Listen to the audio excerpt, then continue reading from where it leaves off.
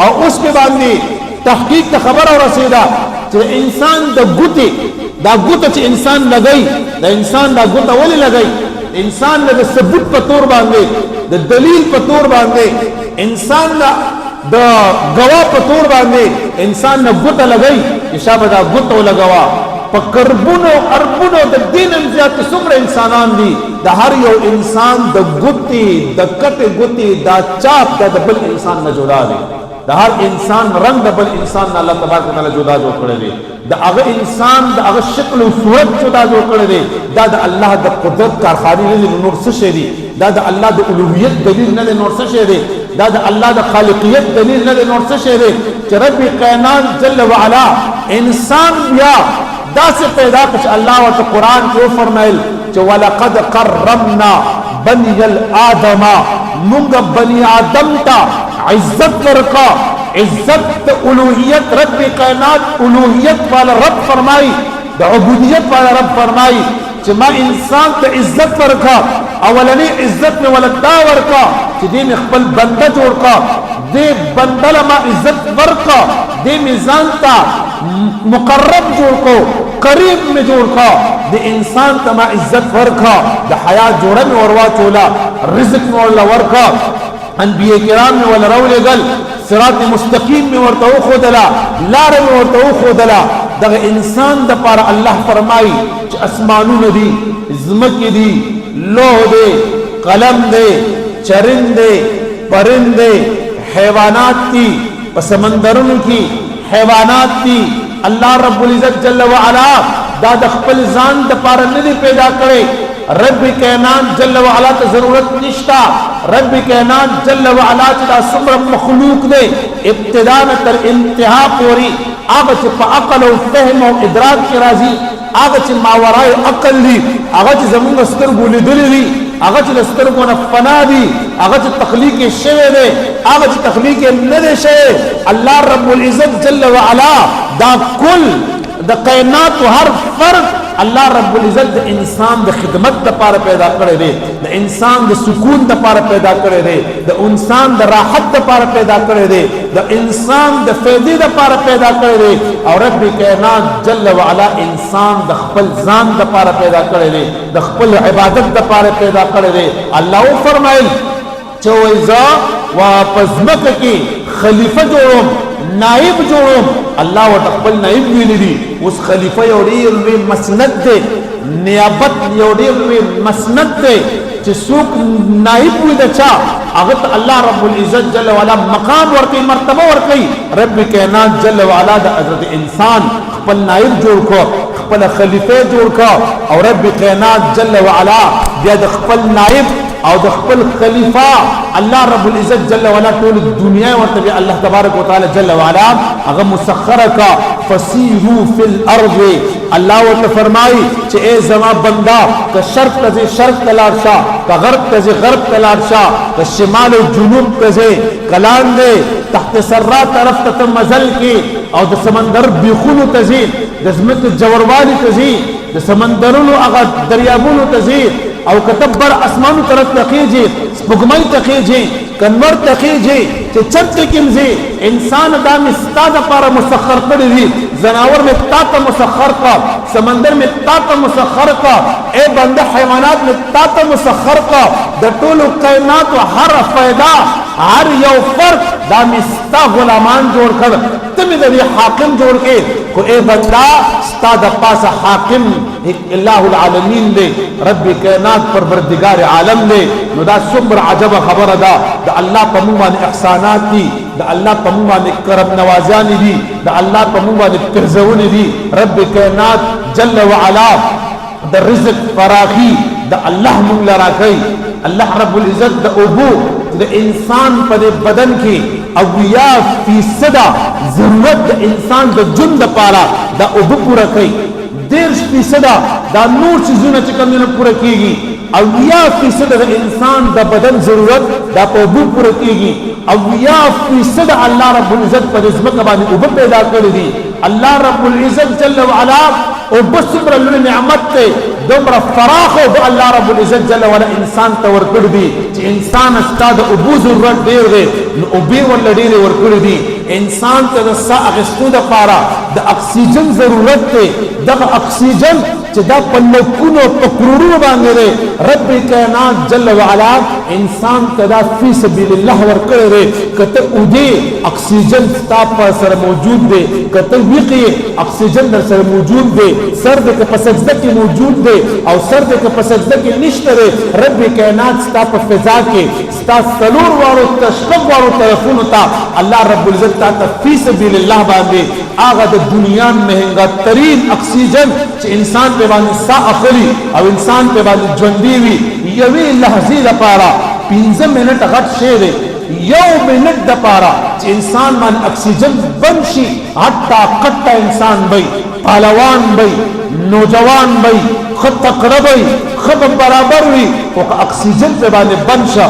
یو منټ هم غټ شي دی د سکندونو په حساب سره انسان نه چکم روح پرواز کوي انسان وفات کیږي څومره قیمتي چیز دی هغه یو ارټیکل لیکل شو اوسم لیکلو مام قتل په خپل اگر ارټیکل چې د سعودي عرب د یو هسپتال نه یو آنکو دیکا حال یو عرب او ډیر مالدار سره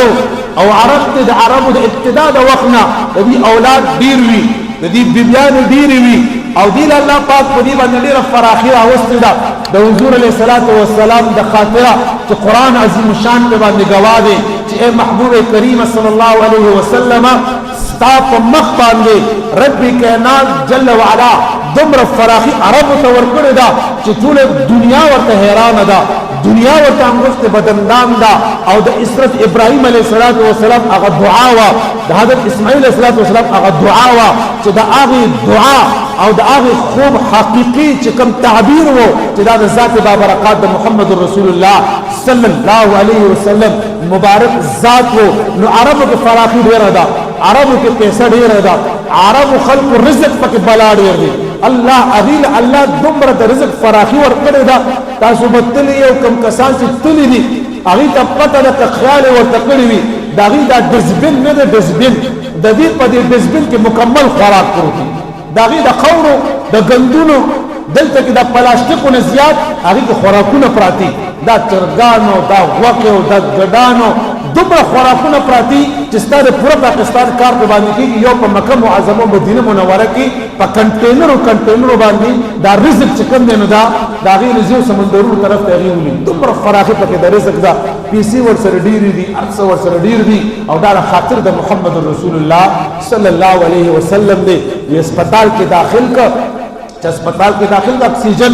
انسان بعض وخت بهر وي د انسان اندرونی تور باندې داغه هغه قوت د اکسیجن د حاصلولو هغه چې کوم نه کم شي انسان د سپګمو کې یو داسې مشیت لګیدل دی د انسان په دې پیپرو کې چې کله پیپړې کمزوري شي او کله انسان د سا اغستو چې کوم هغه سیستم دی هغه د انسان کمزوري شي نو بیا اکسیجن موجود وي خو لیکن دې چې کوم هغه اکسیجن د بهر نه بیا راخلې نشي نو بیا د په دې پوزه کې په دې خله کې خلو پوزه باندې ورته اکسیجن لګي نږدې ورته سره پريشر باندې ور پرېږدي نو د په بدن کې چې کوم اکسیجن دنه ورزي او د سا ور سره چې کوم نو هغه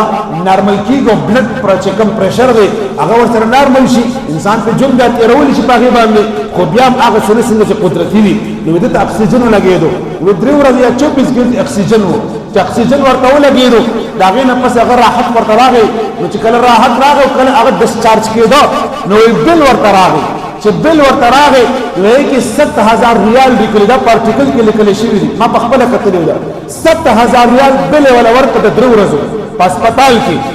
د تاسو چې دا 2000 ریال د څه خبرې دي ما په څه دونه غاړه دویمه استعمال کړي ما کو څنګه انجکشن نه دیوالي او دغه یو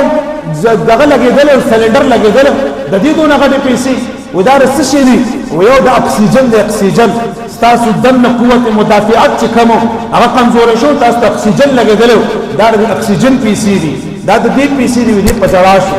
هغه بل واغستو د پجړاشو واپس ډیر ځاته وجړل هغه بچی می ګډ بچیو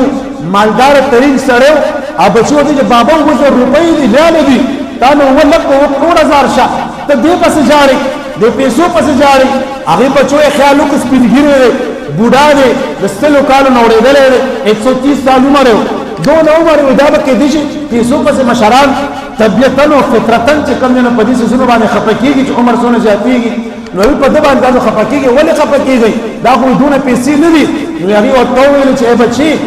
ای د اسپتال عملې پیسو پسې نه جاړم د 2000 ریاله پسې نه جاړم زه د رب کائنات جل وعلا په هغه کریم مهربان رب په خدای باندې پسې د هغه په وفا پسې د هغه رب کائنات الوهیت او عبودیت هغه تعجب ته اچولی ما او په هغې جاړم چې 130 سال عمر ما تېر کا زما په 130 سال عمر کې ما څومره اکسیجن استعمال کړي رب کائنات دا ټول اکسیجن فی سبیل الله ماله را کړی رب رانه اسم مطالبه نه کړی رب رانه اسم دې غوښتي رب رانه دا تاسو راته دروځ اکسیجن لګولو او 2000 ریال چې کوم را پس بل راوستو صرف دغه چې الله او د بنده ترمنځ رب کائنات جل وعلا کریم مهربان رب ډیر محبت کوي ډیر مینه کوي خپل بنده سره هغه حدیث مبارک دی او چې دا بنده د خپل رب ته داسې په مزه مزه ورځي که نه نو ما یلیق بشانه وي الله رب العزت په منډه منډه ورځي ونه الله په منډه منډه ورځي یو روایت دی ور دا خبره د غور د فکر ده او د اورېدو قابله ده والله دا حدیث د سرو زرو په اوبو د لیکلو دی د سرو زرو د اوبو لیکلو دی نبی علیہ السلام فرمایي و چې دا بنده لاس داسې پورته کړي او دی وایي چې یا الله فریاد کوي رب ته جاړي او دی وی یا الله نو رب ورته فرمایي چې اویا پیری انسان یو پیر आवाज کوي او الله ورته اویا پیری आवाज کوي چې لبیک یا عبدی انسان یو پیری یا الله الله ورته اویا پیری وی چې لبیک یا عبدی اوس دا دعا دا مسلې چې رزق ټول شپه جاړم زه دعاګانې کوم او زما دعا مو نه قبلېږي نو د دې علماو ډېرې وجې لیکلي دي چې یوازې دې ته وګوره چې ستا دعا نه قبلېږي ته دې ته وګوره چې ستا په دې رستو ژوند کې د بېوفایي څومره کړې ده ګناه دې څونه کړې ده تا د الله رب العزت د شریعت پسې خندا څونه کړې ده د دین پسې د سپکاوی څونه کړې ده تا د دین اسلام هغه خو هم چرته ځي که نه او چې رب تا نه خفی تا سره تا د دین سپکاوی کړي په هر معاذ باندې په هر ډګر باندې زمونږ خو فطرت دا دی چې کله مونږ راګیر شو نو ته الله یاد شي چې کله مونږ نه ګیر چاپېره کندې وشي نو ته الله یاد شي چې کله تیارو ته لاړ شي الله یاد شي خو پروردګار هغه ذات دی والله چې مونږ تیارو ته لاړ شو مونږ کندو ته لاړ شو مونږ نافرماني وکړو او مونږ رب ته وجاړو هغه رب دی چې بیا هم قبلوي چې راځه زما بنده زه دې بیا هم قبلوم زه دې بیا هم قبلوم هغه رب بیا هم انسان قبلوي خو یاد ساتئ چې اول ستا د ګناهونو وجه ده وګوره تا نه په ژوند کې داسې ګناهونه شي چې هغه قابل معافي وي هغه قابل معافي نه به قابل تلافي هغه به تلافي کېږي د هغې به عذاب ملاوېږي ابله به چې کوم نه کېږي یا به دې ګناهونه کړي یا به دې عقیده خرابې په خدای پاک باندې او یا د دې لپاره څلور لارې نورې یو دا ده چې دعا قبول شي یو دا ده چې هغه دعا ستا فوري قبول نه شي نو تا باندې یو عذاب یو جاني یو مالی یو عذاب او تکلیف او قیامت در باندې را روان دی هغه دعا ته د لاس اوچت کړی دی الله رب العزت هغه جاني یا مالی یا چې کوم عذاب وي الله درنه هغه لرې کړي یا نبی علیه الصلاة والسلام فرمایي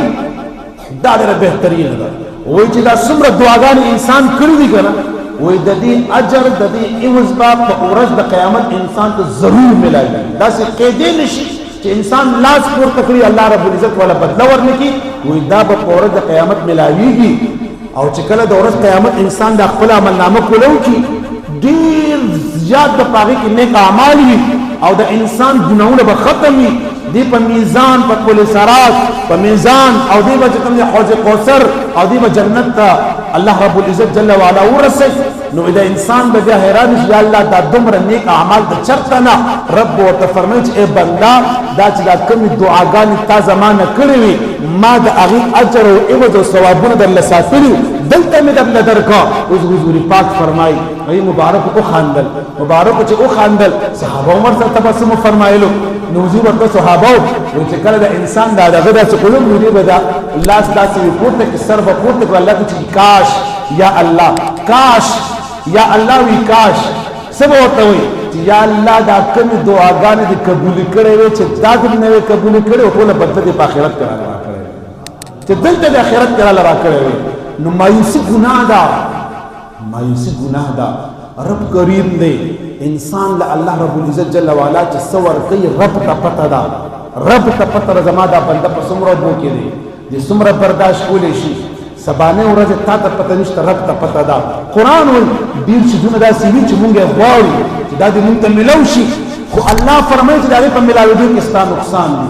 ډېر څیزونه داسې چې الله مونږ ته وساتي الله مونږ ته وساتي لکه د غم نه پریشانۍ نه درد نه بیمارۍ نه دشمنۍ نه ډېرې داسې خبرې یا الله ته هم ساتي او بیا هم انسان په هغې واوړي نو دې کې هم چې کوم انسان دپاره الله رب ډېر حکمتونه ایښي دي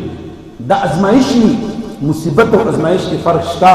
الله رب العزت جل وعلا دی زمونږ او ستاسو دنیا او آخرت دواړه ښایسته وګرځوي په هر یو څیز کې خپل نیتونه روغ کوي والله د الله په ذات یقین وکړئ که نه د هغه ځای نه بدلې درکړي چې ستا په وهم او ګمان کې وي په وهم او ګمان کې وي مونږ سره ډېر ملګري دلته کې راشه الحمدلله لکه مونږ دلته د مدرسې آغاز کړی تاسو ټول مونږ د کور خلک یې د کلي خلک یې مخکې څو ایسته وو یو کچه کوټه وه یو کچه کمره وه د شپې به زه په 4 بجې را پاڅېدم او ماشومانو ګندګي نه مو پاکولې وو شپې به مو ورسره کولې وو مړه چې کم تکلیفونو الحمدلله ښه پرې خوشحالي او فخر پرې کوو تېر شوي اوس الحمدلله فراخي ده او نور هم فراخي کېږي دا دې خوا ته زموږ الحمدلله 40 مرلې زه ټول د الله د رضا لپاره ما د خپل ذات د طرف نه الله لپاره وقف کړو د دې مدرسې د دې دین د شریعت د قرآن لپاره وقف ما ته یو ملګری راغی چې دا دومره چرته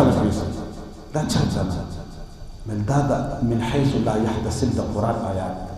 ما خو ابتدا نه تر اخره پورې یو اوس پیسې مې والله په بالله په تله د دې نیم بلډینګ لپاره یو څلورنیزم ما سره نشته خو د خپل رب باندې دومره لوی یقین او دومره لوی ایمان دی چې ان شاء الله العزیز رب کائنات په دغه بلډینګ باندې الله پاک سر فرسي ان شاء الله 11 کروڑ روپۍ چې کوم نه داغه اسټیمیټ ولګېدو شپږ چته بلډینګ دی چې په هغې کې الحمدلله د استادانو کوارټرې د دې ماشومانو دپاره هر یو ماشوم دپاره ځان له ځان له کټونه د دې ځان له ځان له ترتیب چې څنګه الحمدلله د یو ښه کور کې ښه سهولت چې د هغې موږ سوچ ورته کړی دی دا به رب رسوي دا مخامخ چې ستاسو اکثر زموږ ملګري دوستان داسې خپل وي پردي وي شاګردان هغې حیران وي چې دا څنګه چلوي دا څه کېږي کله یو ورځ اوس دا موږ ډېر غور او ډېر سوچ د 3 میاشتو سوچ نه بعد چې کوم موږ دا فیصلو په دې کې دی ښي لاس ته چې کوم دا ټول باترومونه دي دې طرف ته دا اودسونو ځایونه دي خو ښه وي آی پي نو دا به دې سره یو ځان له خاص ځای شو دا ورته انشاءالله داسې صفا وي لکه دا څنګه چې دا نور بلډینګ صفا دی نو ښه رسم یې دا کړو چې ای مسلمانان زمونږ رب خو هغه رب دی چې بیبي مریم له په تالو کې دننه تالي لګېدلې دي تالي لګېدلې بیت المقدس دی تالي لګېدلې او تالو کې دننه ولا الله بې موسمه پل ورکوي قرآن په ګواه دی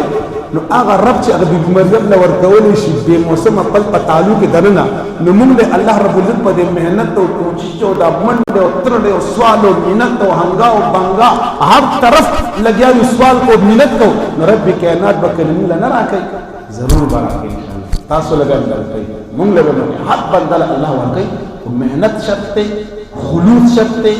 حرکت شرط دی محنت شرط دی دا وکړئ انشاءالله هر څه به درکوي زما درته سوال دا دی چې دعا وکړئ ما دپاره دعا وکړئ د دې مدرسې دپاره دعا وکړئ ستاسو ښایست دی ستاسو ښکلا ده ستاسو په مینه او ستاسو په محبت باندې کېږي